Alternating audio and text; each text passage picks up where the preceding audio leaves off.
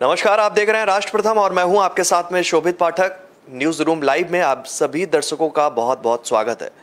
आज हम news room live में पहली खबर पर बात करेंगे। वो खबर जो है वो दिल्ली से जुड़ी हुई है, हालांकि वो खबर का जुड़ाव जो है पंजाब तक है और इसी खबर पर हम विस्तार से आगे दर्शकों के बीच उस खबर को लाना चाहते हैं। वो खबर ये है कि केजरीवाल का दावा है जहां होगी आम आदमी पार्टी की सरकार वहां के संविदा कर्मी होंगे पक्के। ये बड़ा दावा केजरीवाल ने किया है। उन्होंने आगे कहा है कि पंजाब का उदाहरण भी उन्होंने दिया है और कहा है कि वहां की सरकार ने 8,736 कच्चे शिक्षकों को पक्का कर देश भर की राज्य सरकार को आईना दिखाने का काम किया है। तो ये बड़ी खबर है और इस खबर में क्या कुछ अपडेट है हम सीधे जुड़ेंगे। हमारी साथी सहयोगी है मानसी, क्या कुछ अपडेट आपको लग रहा है इस खबर में? जी हाँ शोभित जी, मैं आपको बता दूं कि जो मुफ्त बिजली और मुफ्त स्वास्थ्य व्यवस्था और परिवहन जो व्यवस्था थी उसको मुफ्त देने के बाद अब केजरीवाल ने एक और दावा किया है कि जो संविदा पर कर्मचारी लगे हैं उनको वो पक्का करेंगे। इसके लिए उन्होंने पंजाब का भी उदाहरण दिया है।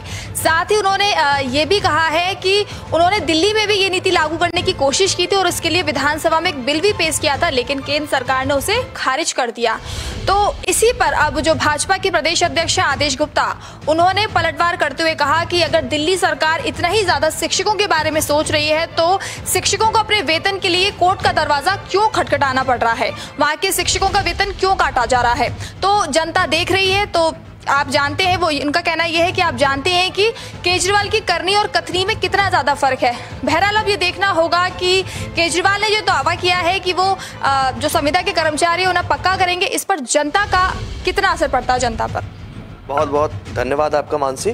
तो मानसी ने जैसा कुछ बताया कि क्योंकि लगातार चुनाव का भी जो आने वाले दौर है, कह सकते हैं कि 2022 के आखिर में गुजरात में चुनाव होना है और आम आदमी पार्टी जो है अपने आप को मजबूत दिखाने की हर भरकस कोशिश कर रही है और इसी के चलते जो है लगातार आरोप प्रत्यारोप का जो है वो दौर भी चल रहा है।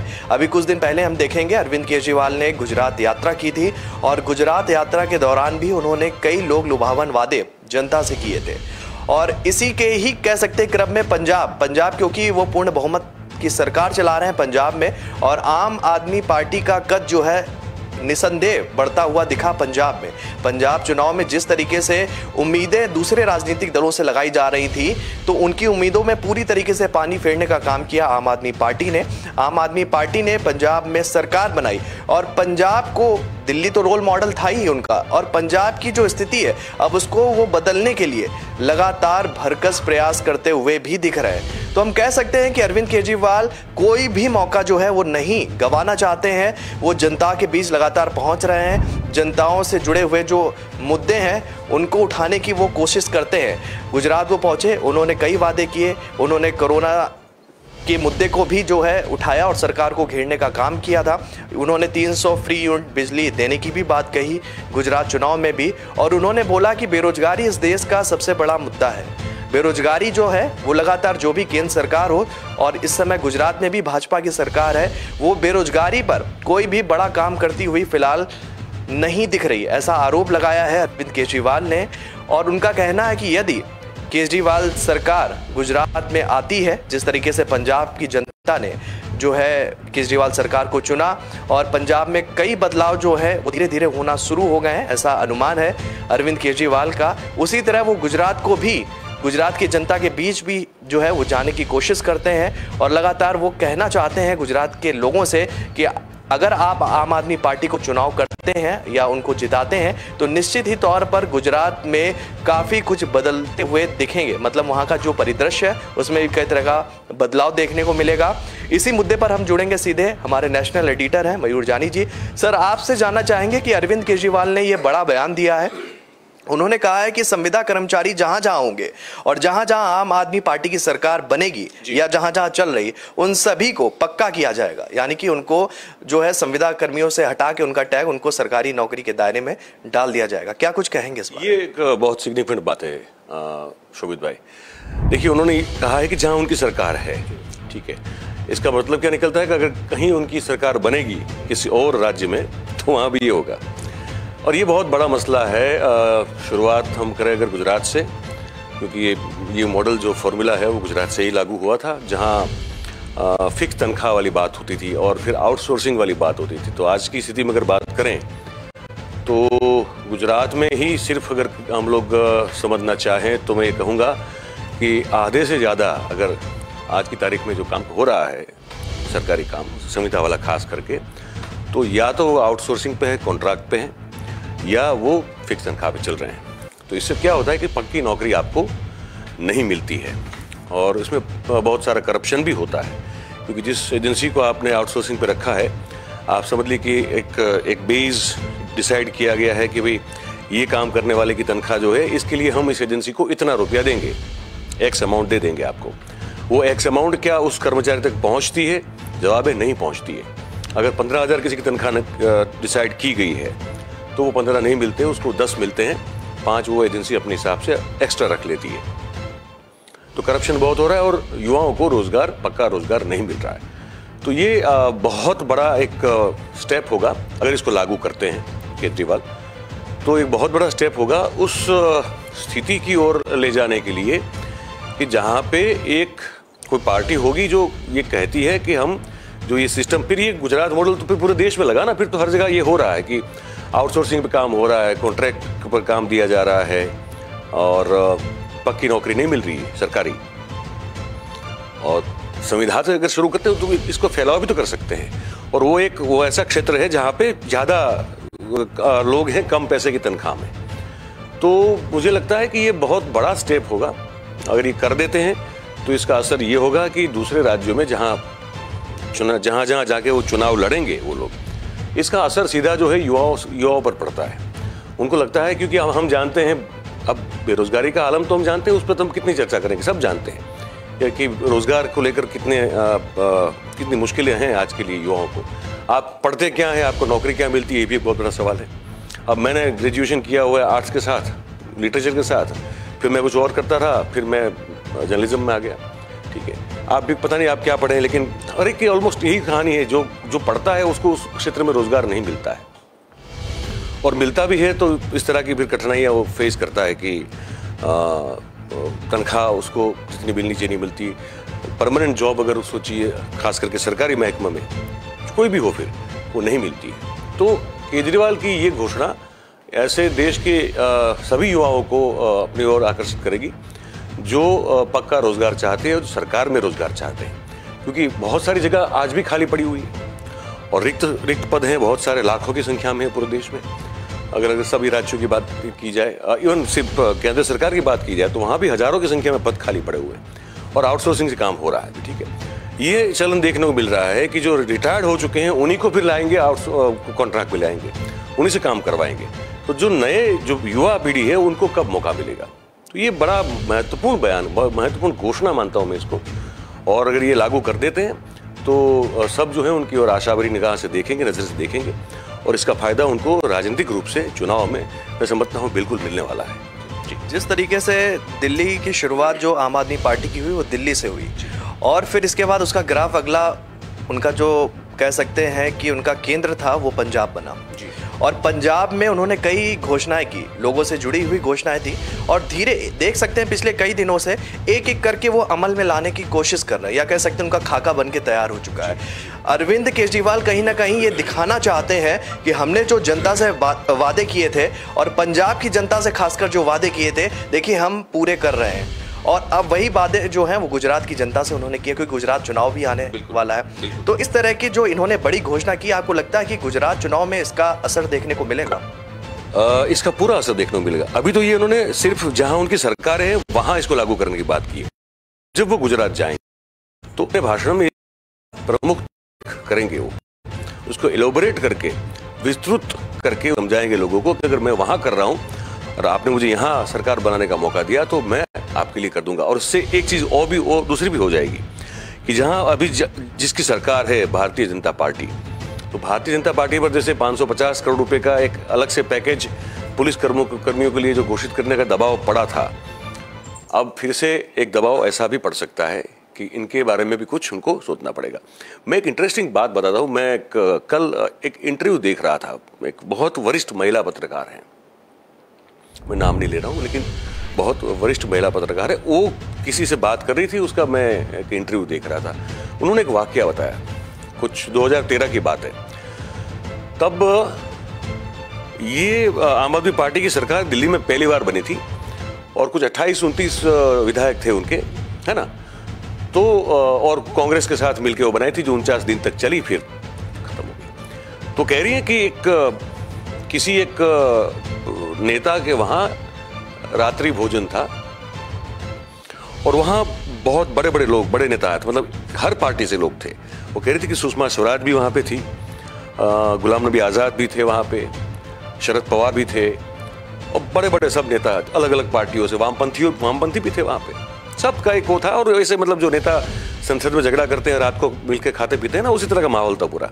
तो कह रही थी कि मुझे भी न्योता कह दिया गया ना, मैं भी वहां गई थी। तो बोले मुझे तब ये बड़ा आश्चर्य हुआ, क्योंकि मैं उस चीज को समझ नहीं पा रही थी। बोले ये जितने भी बड़े लोग थे वो कह रहे थे कि अगर हमको आने वाले दिनों में किसी से खतरा है तो आम आदमी पार्टी से। ये वो महिला पत्रकार कह रही, मैं उसका कोट अनकोट बोल रहा हूं आपको मैं।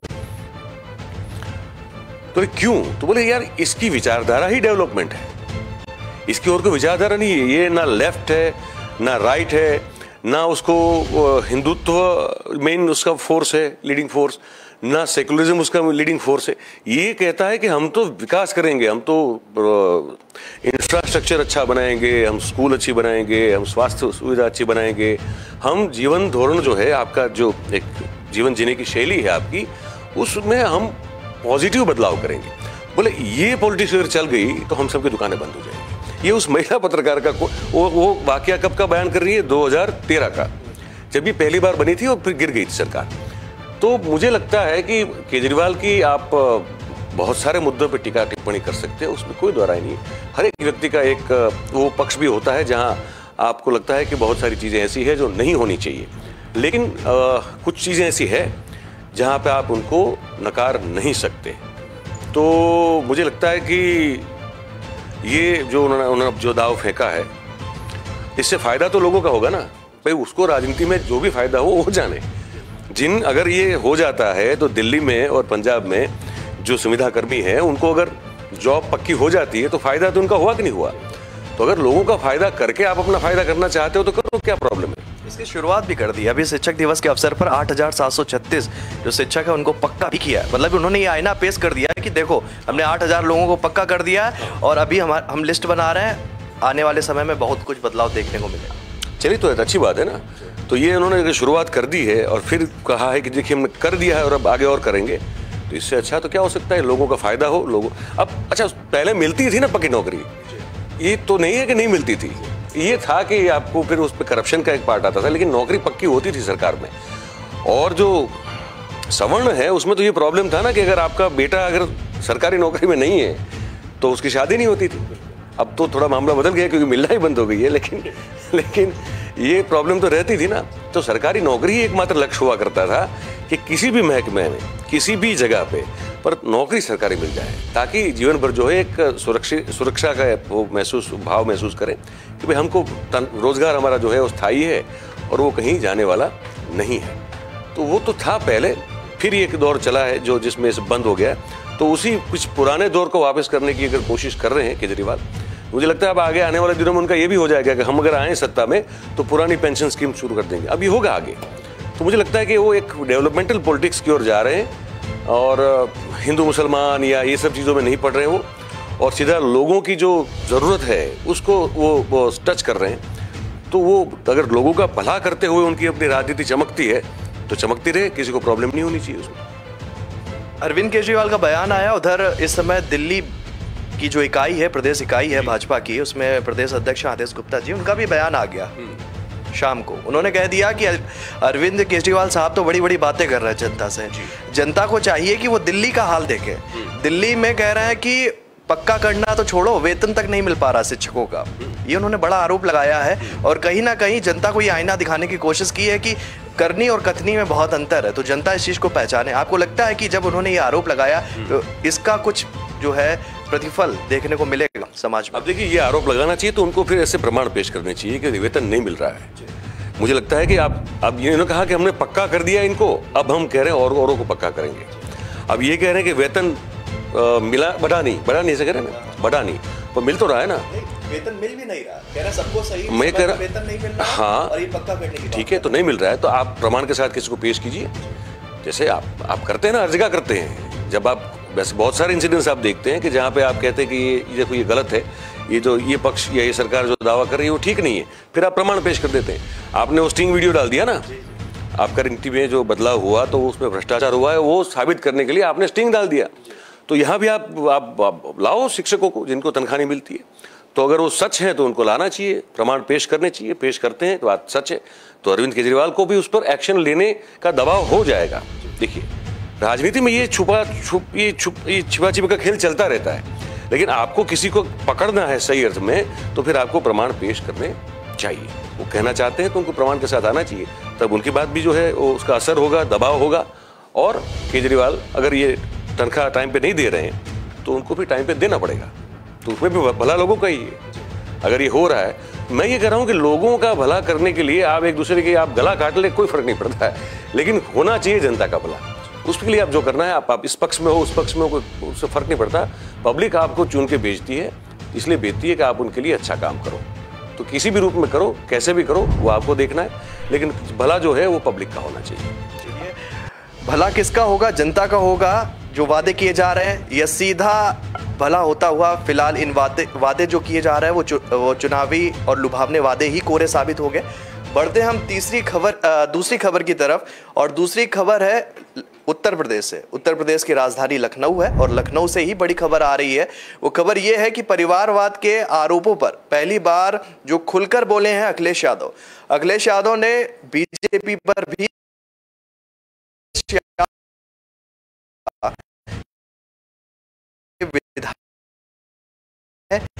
मंत्री है नहीं है, परिवारवाद की भरमार है, लेकिन उन्हें प्रोपोगेंडा करना है, उन्हें प्रशंसन बनाना है। वे केवल दिखाना चाहते हैं कि विपक्षी पार्टियों के पास परिवारवाद है, हमारे पास नहीं है। लेकिन इस बार प्रधानमंत्री ने जो है इस तरह आरोपों का हम डट के सामना करेंगे। इसी मुद्दे पर ही हम बात करेंगे। हमारे नेशनल एडिटर है मयूर जानी जी। सर, आपसे जानना चाहेंगे कि जिस तरीके से अखिलेश यादव का एक बयान सामने आया है, खुलकर बोल रहे हैं परिवारवाद पर, क्योंकि परिवारवाद की राजनीति लगातार भारतीय जनता पार्टी की तरफ से खत्म करने की बात की जा रही है, और उस पर यह पलटवार अखिलेश यादव ने किया, क्या कुछ कहेंगे? नहीं, देखिए वो बात भी सही तो है। उन्होंने कहा कि वो एग्जाम्पल्स दिए उन्होंने, हम भी जानते हैं कि बहुत सारे जो नेता हैं उनके बेटे और उनके बच्चे जो हैं उनको टिकट मिली है, पर भारतीय जनता पार्टी इस आरोप के सामने अपना जो बचाव रहता है हमेशा, वो ये रहता है कि हमारी पार्टी कोई परिवार नहीं चलाता है। मतलब पार्टी का एक संसदीय उनका एक जो है दल रहता है, वो दल और कमेटी रहती है जिसको कोर कमेटी कहते हैं, और हर तरह से जो है उसको डेमोक्रेटिक तरीके से चलाया जाता है। हालांकि वो बात भी सही नहीं है, लेकिन उनका जोर ये रहता है कि भाई मामा चाचा मिलके पार्टी नहीं चलाते हैं, हमारा कोई ब्लड रिलेशन नहीं है। और राजनाथ सिंह के बेटे हो सकते हैं एमएलए, बात ठीक है, लेकिन राजनाथ सिंह के बेटे जो है या राजनाथ सिंह खुद जो है वो भारतीय जनता पार्टी के ऊपर कब्जा करके बैठ नहीं सकते। तो जिनकी योग्यता होती है उनको टिकट देते हैं। अनुराग ठाकुर के पिता भी हिमाचल के मुख्यमंत्री रह चुके हैं, लेकिन उनको अपनी योग्यता के ऊपर जो है काम करने के लिए हो सकता है कि उनको टिकट मिले और विधायक बने, एमपी बने, एमएलए बने या कैबिनेट मिनिस्टर। अनुराग ठाकुर की या उनके पिता की या राजनाथ सिंह की या उनके बेटे की, ये ऐसे और भी वो नहीं हो सकता है। तो मुझे लगता है कि भारतीय जनता पार्टी जो है वो हर हमेशा एक चीज को फोकस करना चाहती है, उसके ऊपर फोकस करना चाहती है, वो ये है कि पार्टी का संचालन जो है वो कोई एक परिवार नहीं करता दिखना चाहिए, जैसे कांग्रेस में हो रहा है, समाजवादी पार्टी में हो रहा है। अभी हम जब राष्ट्र संवाद कर रहे थे, हमने बताया था कि शरद पवार और सुप्रिया सुले और अजीत पवार को छोड़ दो तो कौन है वहां पे जो पार्टी चलाएगा, है ना। ये शिवसेना का भी तो वही हाल है, ठीक है, वो हर जगह है। आप देखिए नवीन पटनायक कह रहे हैं कि तबीयत उनकी बहुत ठीक नहीं चल रही है, बार बार उनको अमेरिका जाना पड़ रहा है, उनका ट्रीटमेंट चल रहा है। अगर वो नहीं रहेंगे तो फिर कौन चलाएगा पार्टी?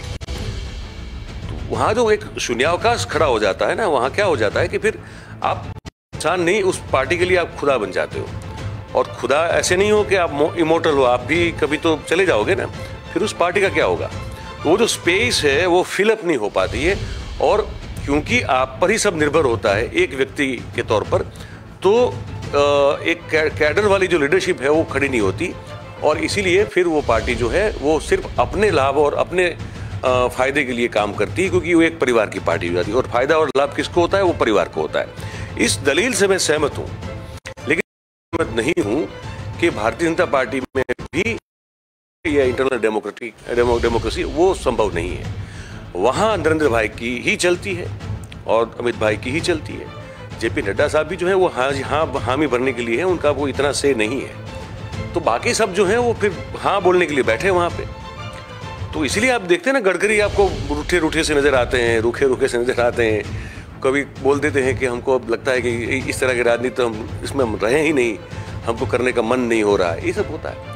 तो गडकरी समझ रहे हैं, गडकरी फील कर रहे हैं, राजनाथ सिंह भी फील कर रहे हैं, लेकिन राजनाथ सिंह बोल उसको वाणी में व्यक्त नहीं करते हैं, गडकरी जो है वो कर रहे हैं।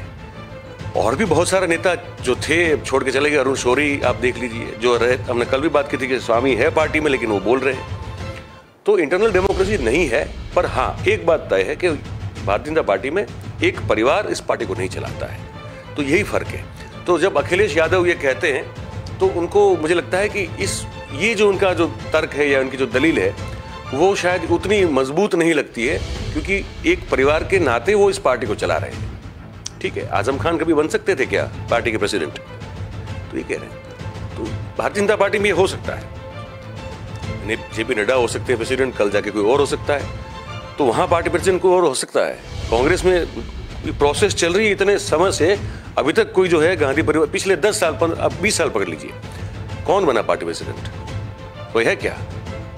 पहले होते थे पर नहीं है पिछले 20-22 साल से। तो ये एक आरोप जब वो भारतीय जनता पार्टी लगाती है तो वो ठोस लगता है, और बाकी सब फिर बचाव में प्रत्यारोप करना या फिर अपने हिसाब से तर्क पेश करना किसी भी ऐसी पार्टी के लिए जिसको चलाता एक ही परिवार है, तो उसका तर्क और उसकी दलील जो है वो बहुत असरकारक नहीं रहती है। तो ये भी एक कहने के लिए बोला है उन्होंने, पर इसको लोगों के दिमाग तक या दिल तक पहुंचने में सफलता नहीं मिलेगी, ऐसा मुझे लगता है। आपको थोड़ा सा विधानसभा चुनाव की तरफ ले जाना चाहूँगा, क्योंकि भारतीय जनता पार्टी ने जब उत्तर प्रदेश में चुनाव हुए थे और फिर इसके बाद में जब योगी आदित्यनाथ को कमान सौंपी, उस चुनाव के दौरान, चुनाव से पहले जब टिकट बंटवारा हो रहा था, तो भारतीय जनता पार्टी की तरफ से एक बयान आया था। बयान कहेंगे और एक तरह से सीधा संदेश देने की कोशिश थी जो टिकट के दावेदार थे उनको, कि हम परिवारवाद से जुड़े हुए लोगों को टिकट नहीं देंगे, और जो दूसरे पार्टी को छोड़कर आए हुए लोग हैं जिन्हें कुर्सी की ही लालसा है, ऐसे लोगों को भी हम चिन्हित करेंगे और जो है हम टिकट नहीं देंगे। लेकिन इसमें भी जब तक टिकट मिलती गई और मिलने के बाद जो परिणाम आए, उसमें कई ऐसे लोगों को भारतीय जनता पार्टी ने शामिल कर लिया जो दूसरे दलों से आए थे, और उनकी बात, मतलब उनकी जो ये बात थी वो कहीं ना कहीं इस बार भी खारिज होती हुई दिखी। आपको नहीं लगता कि भारतीय जनता पार्टी के अंदर भी जो थोड़ा बहुत अपनी बातों को लेकर स्थिति वो साफ नहीं कर पाते हैं जनता के सामने? नहीं, वो भारतीय जनता पार्टी की सबसे बड़ी एक जो खूबी समझिए, ब्यूटी समझ लीजिए, वो ये है कि वो जो कुछ समय पहले बोले होते हैं, जो भी बोले होते हैं, वो बड़े आसानी से उसको भूल जाते हैं। उस पर उनको कोई लज्जा भी नहीं है, उनको कोई शर्म भी नहीं आती। वो कहते हैं ठीक है, उस समय की ज़रूरत थी, हमने ये बोल दिया, आज अभी की ज़रूरत ये है, अब आज ये करेंगे। तो वो इतने इस चीज़ को लेकर सहज और सरल है कि उनको जब लगता है कि आज ये करना है, ये उचित है, आज कर लिया, अब फिर आगे जाके लगता है कि नहीं, अब जो बोला था या जो वादा किया था वो समय की मांग थी, आज की मांग अलग है, तो ये करेंगे। तो उस तरह से बड़ा जल्दी यू टर्न ले लेते हैं और उसमें उनको शर्म भी नहीं है, और वो कहते हैं कि हाँ ठीक है, अब नहीं करेंगे, अब क्या कर लोगे। तो ये इनकी राजनीति करने की शैली है। आपको नहीं लगता कि इस तरह की शैली से इनकी छवि पर अभी नहीं लेकिन आगे चलकर नुकसान भी इन्हें उठाना पड़ सकता है? नुकसान तो देखिए हर एक व्यक्ति को अपने किए दरे का उठाना पड़ता है, और मैं समझता हूँ कि ये एक हर एक की अपनी अपनी एक शैली होती है राजनीति करने की या काम करने की। अब उसका दुष्परिणाम कब मिलेगा, कैसे मिलेगा, वो निर्भर रहता है कि आप अपनी खामियों को कैसे जल्दी ठीक करते हो। अब भारतीय जनता पार्टी जो है इस परिस्थिति में है अभी कि आज उनको लगता है कि वो सब कुछ है, वो जो चाहे वो कर सकती है। इस स्थिति में व्यक्ति या संस्था जो है मदमस्त हो सकती है, और जब तक उनका समय उनके साथ रहेगा तो चलती रहेगी उनकी, और जब समय मुंह मोड़ देगा तब फिर वो सब ये जो गलतियां हैं वो उनको याद आएंगी। जी, तो देखने वाली बात होगी कि कितनी हद तक जो है पार्टी अपने वादों में और अपने करनी और कथनी में कब तक जो है वो जनता को साधते हुए दिखेगी। बढ़ते हैं तीसरी खबर की तरफ, और तीसरी खबर पर जो है रुक करेंगे। उससे पहले आपको बता दें कि 2024 में प्रधानमंत्री मोदी के लिए सबसे बड़ी चुनौती कौन बनेगा, ये भी सवाल जो है अब लोगों के जहन में घूमने लगा। और इसी खबर से जुड़ी हुई तीसरी खबर है, जनता को बताना चाहेंगे, दर्शकों को हमारे बताना चाहेंगे कि प्रधानमंत्री मोदी जिस तरह से उनका विजय रथ चल रहा है उसको रोकने के लिए लगातार बिहार के जो मुख्यमंत्री हैं नीतीश कुमार, वो भी अभी दौरे पर आए थे, और इसको लेकर आम आदमी पार्टी ने इंडिया को जोड़ने के लिए, मतलब भारत तो जुड़ा हुआ है लेकिन जनता को जोड़ने के लिए अपनी पार्टी से, ये कहना चाहता हूँ, कैंपेन की शुरुआत की। उधर राहुल गांधी की भारत जोड़ो यात्रा जो है वो चल रही है। तो सवाल ये उठता है, क्या अरविंद केजरीवाल साल 2024 में होने वाले लोकसभा चुनाव में प्रधानमंत्री नरेंद्र मोदी को चुनौती दे पाएंगे, या केजरीवाल से आगे निकल जाएंगे नीतीश कुमार? इसी मुद्दे पर हम सीधे चलेंगे, हमारे वरिष्ठ सहयोगी हैं जय शर्मा जी। सर, आपसे जानना चाहेंगे कि किस तरह की जो राजनीतिक उठापटक अभी देखने को मिल रही है, आपको क्या लगता है कि प्रधानमंत्री मोदी को कौन चुनौती देता हुआ दिख रहा है? शोभित, प्रधानमंत्री नरेंद्र मोदी को कौन चुनौती दे रहा है, उससे पहले थोड़ा सा मैं पिछले मुद्दे पे शायद हमारा संपर्क उनसे नहीं हो पा रहा है, हम उनको जोड़ने की कोशिश करेंगे। इसी मुद्दे पर हम चलेंगे हमारे नेशनल एडिटर मयूर जानी सर के पास में। जब तक संपर्क नहीं हो पाता है जय शर्मा जी से, हम लगातार उनसे जोड़ने की कोशिश करेंगे।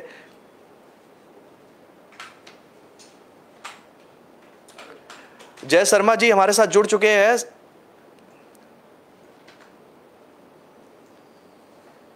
जय शर्मा जी, आपको क्या लगता है प्रधानमंत्री नरेंद्र मोदी को कौन टक्कर देते हुए दिख रहा है आज के राजनीतिक समीकरण को देखते हुए? जी शोभित, मेरी आवाज आ रही है आपको? हाँ, आवाज मिल रही है अभी आपको। हाँ शोभित, 2024 को लेकर अभी हम देखें तो जितनी भी पार्टी है, बीजेपी हो, कांग्रेस हो, आप यहाँ कोई भी है वहाँ की, वो अभी एड़ी चोटी का जोर लगा रही है। और पीएम मोदी के सामने कौन आएगा, जो इसका अभी सिर्फ 2 नाम सामने आ रहे हैं, केजरीवाल का भी नाम आ रहा है और नीतीश का भी नाम आ रहा है।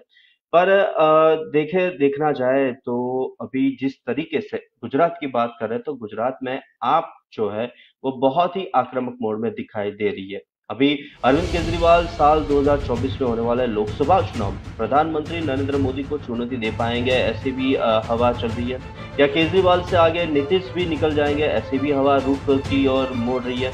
अभी लोकसभा चुनाव 2024 की बात करते हैं तो लोकसभा चुनाव 2024 से पहले बीजेपी समेत तमाम विपक्षी दलों ने अपनी कमर कस ली है। सबसे पहले शोभित, जिस तरीके से बीजेपी को घेरने के लिए कई जगह पे कई पार्टियां एकजुट हो रही है, ऐसी भी हवा आ रही है। क्या अरविंद केजरीवाल साल 2024 में होने वाले लोकसभा चुनाव में प्रधानमंत्री नरेंद्र मोदी को चुनौती दे पाएंगे? ऐसे भी बहुत बड़े सवाल सामने आ रहे हैं। और केजरीवाल से आगे बिहार के मुख्यमंत्री नीतीश कुमार भी निकल जाएंगे, ऐसे भी अटकल हमें अभी सुनाई दे रही है। और ये सवाल हर दिमाग में गूंज रहा है, जितने भी पॉलिटिकल्स, जितने भी है विश्लेषक हैं, उन सबके दिमाग में यही सवाल अभी तो चल रहा है। पर अगर हम बात करें केजरीवाल के, तो अभी तो केजरीवाल पिछले पंजाब में मिली जीत से अगर हम देखने जाए तो उनका हौसला और ज्यादा बुलंद हो चुका है। दिल्ली में अपने सियासी करियर की शुरुआत करने वाले केजरीवाल ने आज राजनीति में निकलकर राष्ट्रीय स्तर पर भी आ गए हैं। आपने देखा कृषि का लेके जितने भी अभी बहुत बड़े जितने भी प्रश्न हैं, उन सब पे अभी आक्रामक दिखाई दे रहे हैं केजरीवाल। अगर गुजरात में देखने चाहे तो फ्री की रेवड़ी में भी केजरीवाल अभी मशहूर हो चुके हैं। और साथ ही में केजरीवाल ने बहुत ही बड़े पैमाने पे यहाँ पे अपने गुजरात के अंदर, सिर्फ गुजरात की बात करें तो गुजरात के अंदर अपने पाँव धीरे धीरे गाड़ना शुरू कर दिया है। बहुत ही साथी तरीके से केजरीवाल अभी गुजरात के पॉलिटिकल में एक स्टैंड ले रहे हैं। यहाँ पे भी जिस तरीके से उन्होंने पंजाब, हरियाणा और साथ साथ में दिल्ली में जितनी भी बातें की थी, वही बातें यहाँ पे भी दोहराई जा रही है। वही एक पैटर्न दिखाई दे रहा है इलेक्शन का। फ्री जिस तरीके से उन्होंने बताया, फ्री बिजली, फ्री मेडिकल, फ्री एजुकेशन, वही सेम पैटर्न यहाँ पे गुजरात में भी दिखाई दे रहा है। अभी 2024 को लेकर अभी बात की जाए तो ज्यादातर से दिखा जा रहा है कि विपक्ष पे एक टाइम पे माना जा रहा था कांग्रेस है, पर अभी जिस तरीके से रैलियां और पोस्टरबाजी और साथ साथ आरोप प्रत्यारोप देखते नजर आ रहा है कि अभी विपक्ष में आप दिखाई दे रहा है। अभी केजरीवाल के हौसले बुलंद हो रहे हैं। और उसकी बात की जाए तो केजरीवाल ने दूसरी बार दिल्ली के मुख्यमंत्री की कुर्सी पर बैठने के बाद जिस तरीके से उन्होंने बताया कि हरियाणा, पंजाब, हिमाचल प्रदेश, उत्तर प्रदेश, यूपी, उत्तराखंड और गुजरात समेत कई राज्यों में चुनाव लड़ने का फैसला किया है। हालांकि इस अरविंद केजरीवाल की बात करें तो अरविंद केजरीवाल के नेतृत्व वाली ये आम आदमी पार्टी ने दिल्ली के बाद केवल पंजाब में जीत हासिल हुई है। पंजाब में मिली जीत से अभी अरविंद केजरीवाल और आम आदमी पार्टी में हौसले बुलंद दिखाई दे रहे हैं। और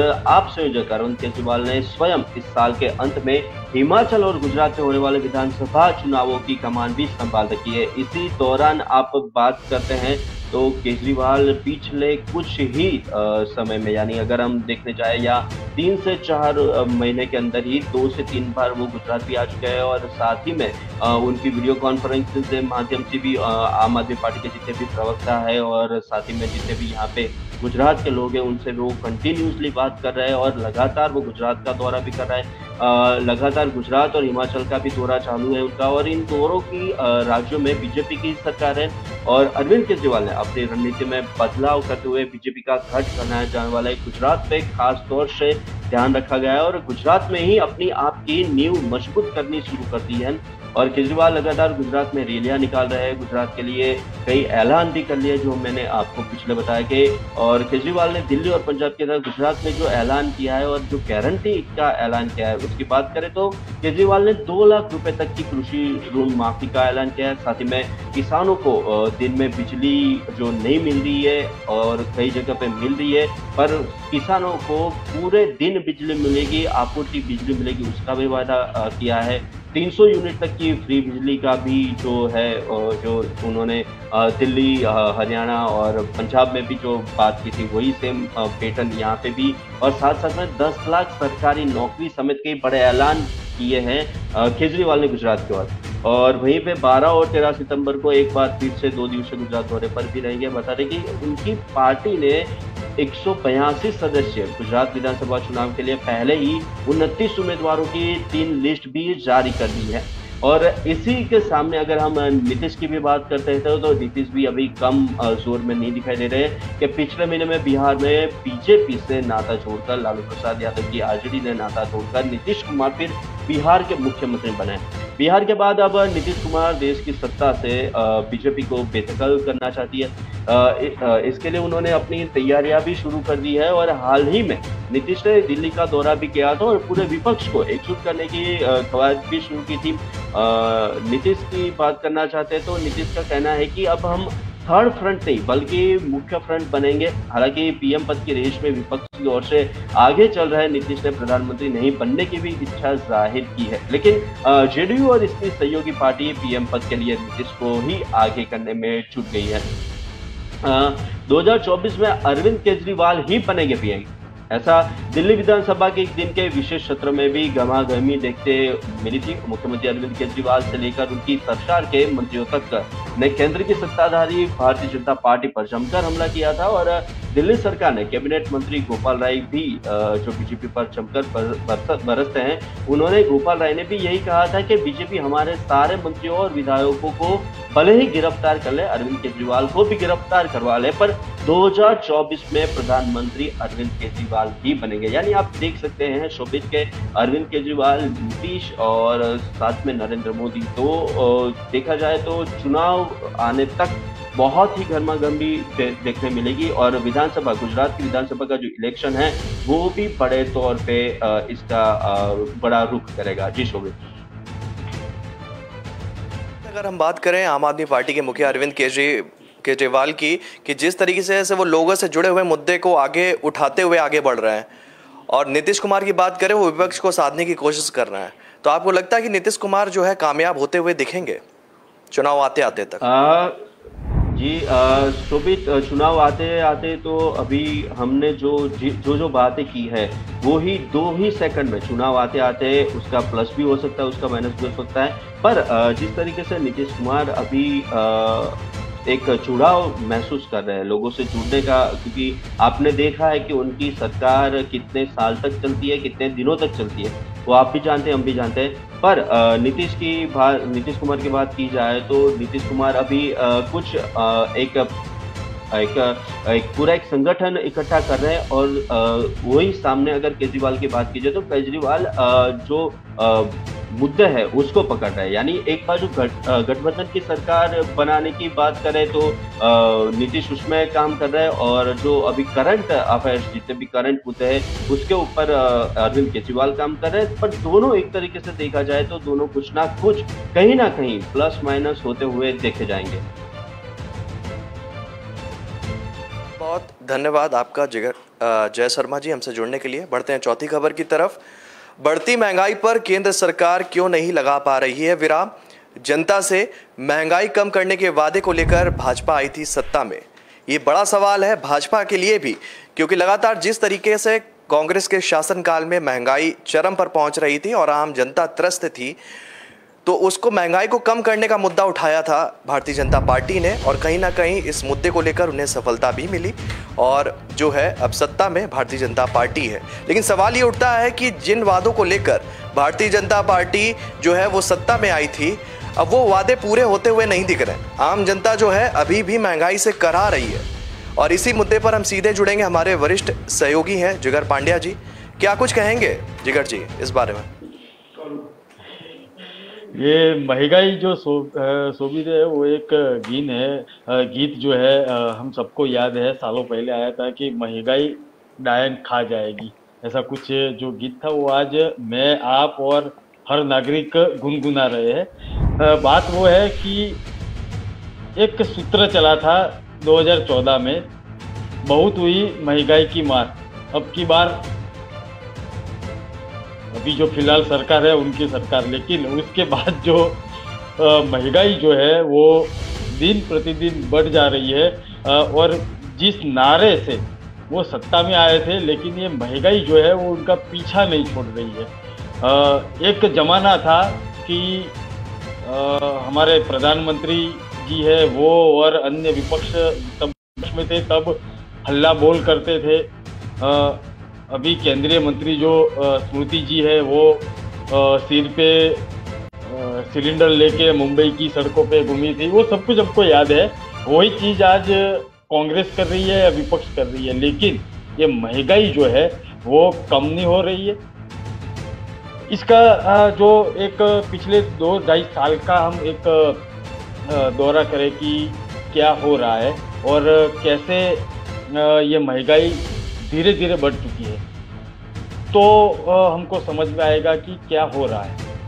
अब बात वो है कि महंगाई क्यों बढ़ रही है।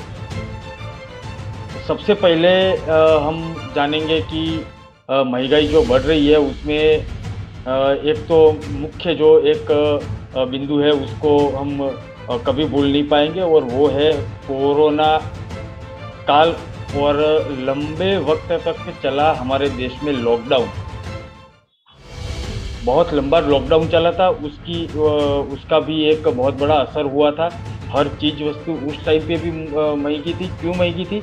तो सरकार ने महंगा नहीं किया था, लेकिन सट्टाखोरी, मुनाफाखोरी या संग्रहखोरी जिसको बोला जाता है, वो सब कुछ कुल मिला के जो एक चीज़ बाहर आई थी और जो स्टैंडर्ड चीज वस्तु नहीं थी उसके ऊपर भी एक ये चल रहा था कि भाई ये महंगाई हुई है।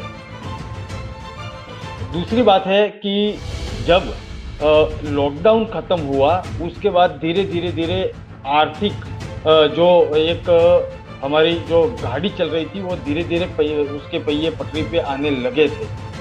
बात वो है कि जब वो धीरे धीरे आने लगे उसके बाद यूक्रेन रशिया का युद्ध भी पूरे विश्व में एक मंदी का माहौल लेके आया और उसकी असर भी हमारे देश में हुई।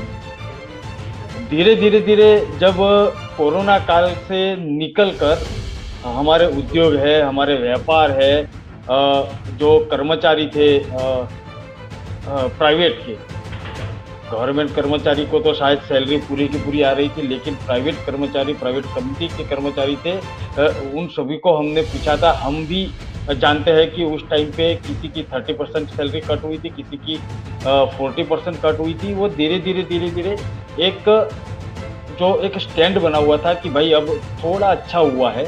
और इस बार पिछले 6 महीने से हम देखते हैं तो कोरोना के केस भी धीरे धीरे कम हुए हैं। तीसरी लहर जो थी हमारे देश में, वो बहुत कम असर करता साबित हुई थी, क्योंकि सबसे बड़ा का वो कारण था कि जो कोविड की जो वैक्सीन थी वो सबको मिल चुकी थी, पहला दूसरा डोज सब कुछ। तो ये चीज़ थी। और इस बार तो हम देख रहे हैं कि कोरोना के जो अभी केस आ रहे हैं वो शून्य है, और बाजार में भीड़ उमटी रही है।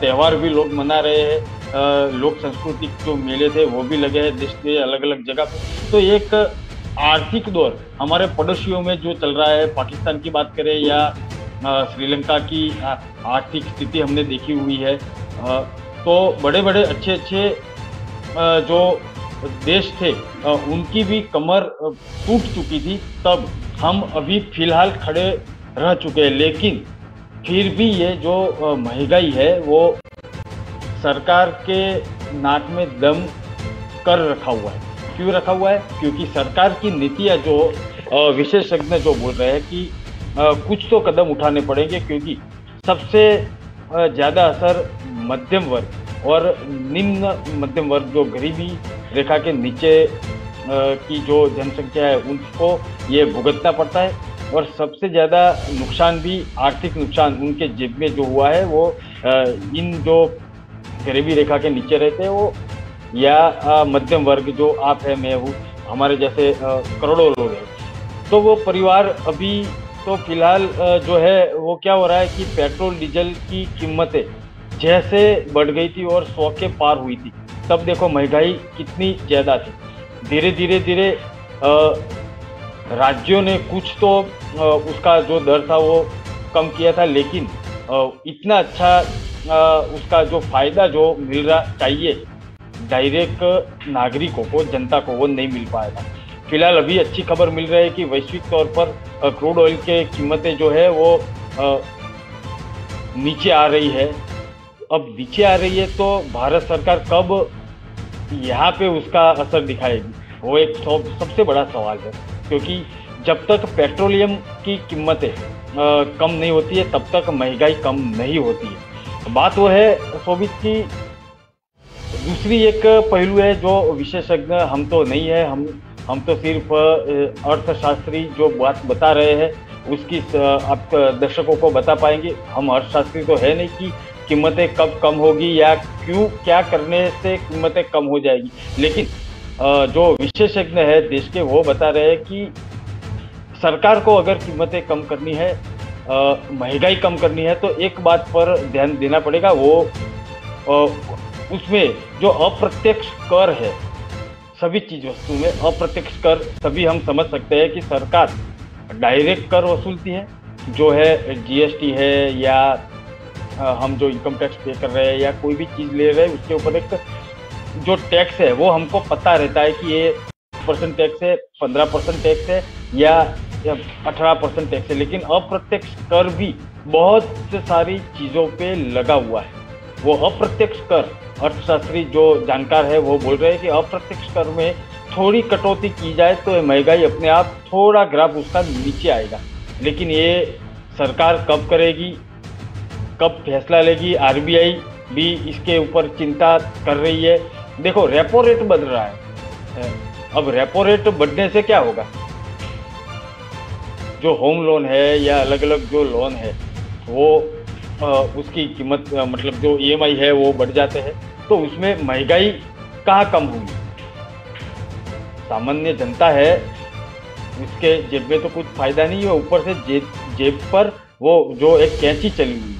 तो क्या किया जाए? तो ये अर्थशास्त्री वगैरह जो बोल रहे हैं तो वही किया जाए कि अप्रत्यक्ष कर जो रहते हैं, जो जनता को पता नहीं है, उसमें कमी की जाए तो ये महंगाई कम होगी। जी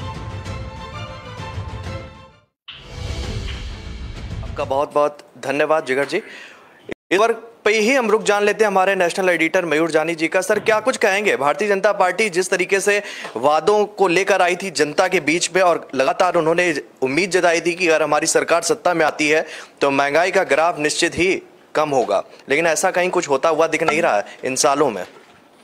हाँ, मुझे वो दृश्य याद आते हैं जहाँ पे स्मृति ईरानी गैस की बोतल लेके जो है उठा के विरोध प्रदर्शन कर रही थी। बड़े बड़े सभी नेता लोग जो हैं वो कह रहे थे कि बहुत हुई महंगाई की मार, अब की बार मोदी सरकार। तो ये एक बड़ा प्रचलित नारा हुआ करता था उस समय, और अच्छे दिन लाने की बात थी कि अच्छे दिन आएंगे। अब अच्छे दिन जनता के लिए तो कब आते हैं? आम लोग जो हैं इस देश के 90 करोड़ से 100 करोड़ से भी ज़्यादा, जिसको मैं ये मान के चलता हूँ कि जो गरीबी रेखा के का या तो बहुत करीब है या नीचे है, तो वो लोग हैं जो इस देश का प्रतिनिधित्व करते हैं। उन्हीं के वोट मिलते हैं, वही आपको सरकार बनाने के लिए सहयोग करते हैं और उन्हीं के दम पर आप सत्ता में टिके रहते हैं। अब अगर इनका आप भला नहीं करोगे, और खासकर विशेष रूप से जो हम बात कर रहे हैं महंगाई की, क्योंकि महंगाई ऐसी चीज़ है जो हर प्रतिदिन आपको वो काटती है। आपको जैसे वो समझ में आता है, वो पीड़ा भी आप सहन करते हो, लेकिन इसके बारे में कुछ कर नहीं पाते हैं आप। तो ये एक वादा रहा उनका। एक अब फिर जैसे वो अमित भाई ने कह दिया था ना कि जो 15 लाख वाली बात थी, तो कहा कर ये तो जुमला था, ये थोड़ी किसी के खाते में 15 लाख थोड़ी आ जाते हैं। तो हमको लग रहा है कि जनता को भी लग रहा है कि ये हो सकता है कि महंगाई दूर करने की बात जो थी वो भी शायद एक जुमला हो सकती नहीं हो रही है। बहुत सारे कारण हैं उसमें, कम नहीं हो रही है उसके। जिस तरह से प्रशासनिक कार्यशैली जो इस सरकार ने अपनाई है, और इसमें प्रचार प्रसार को लेकर जो हम देख रहे हैं कि जो खर्च हो रहा है वो एक अद्भुत है। और उस खर्चे से अब ये हम गुजरात में भी देखते रहा, जब थे तब देख रहे थे कि वहाँ भी जो है बहुत सारे ऐसे खर्चे किए जाते थे, और फिर ओवरड्राफ्ट लेना पड़ता था आपको ऊपर सरकार से या फिर किसी बैंक से या कोई जो भी ऋण देने वाले प्रबंधन होते थे उन सब से। तो आज की तारीख में गुजरात तब अपनी उस सीमा क्रॉस करने की तैयारी में है जो 3.5 लाख करोड़ का उस पर बोझा है अभी। अब वही हाल हम देख रहे हैं भारत सरकार का भी है।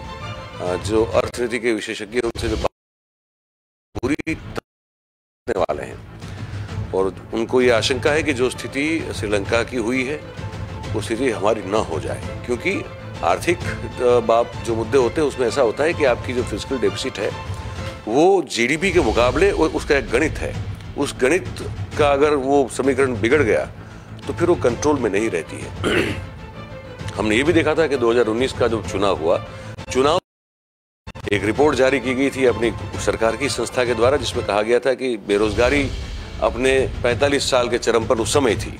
ठीक है, उसी समय सरकार ने, प्री कोविड एरा की बात कर रहा हूँ, उसी समय सरकार ने आरबीआई से पैसे जो है कंटिजेंसी फंड के तौर पर कुछ लाख, 1.5 लाख करोड़ के 3.5 लाख करोड़ के आसपास कुछ मांगे थे।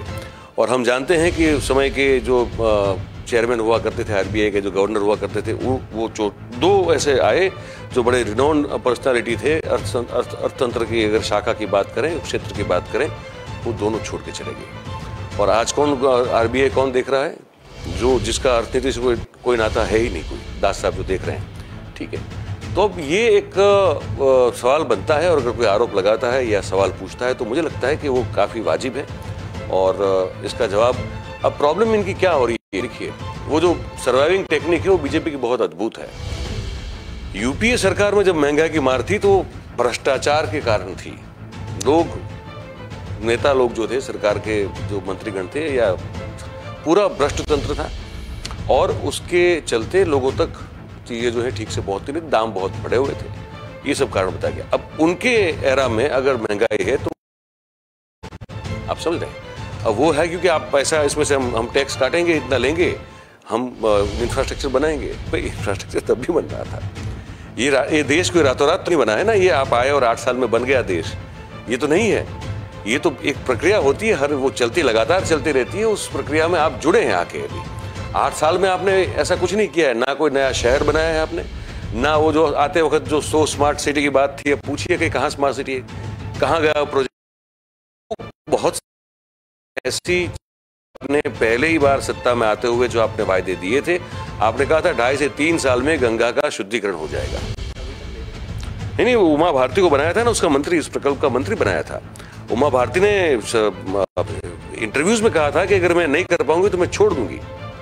अब छोड़ दिया उन्होंने, फिर या उनको छोड़ दिया गया। हमको वो समझने के लिए आपको थोड़ा बुद्धि लगानी पड़ेगी, लेकिन कुल मिला के ऐसे हजारों मुद्दे हम बात कर सकते हैं जो उन्होंने कहा कि हम कर देंगे, वो नहीं हुए हैं। उनके खाते में जो अपनी सफलता गिनाते हैं वो ये है कि हमने 370 की कलम हटा दी।